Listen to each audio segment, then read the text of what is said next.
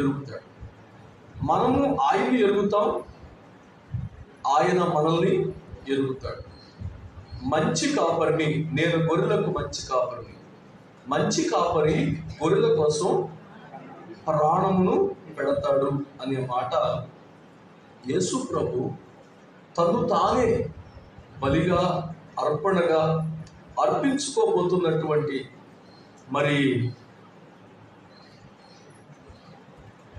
ప్రాణాన్ని దారపోయిపోతున్నటువంటి వాడు ఆయనే.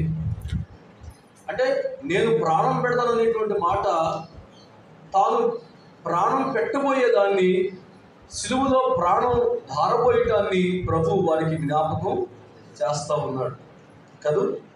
మంచి కాపరి చేసే కొన్ని పనుల్లో చాలా విషయాలు మనం విన్నాం.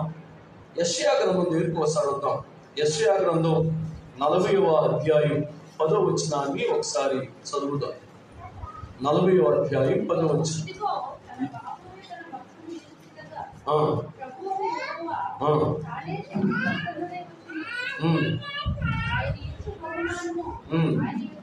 ఉన్నది.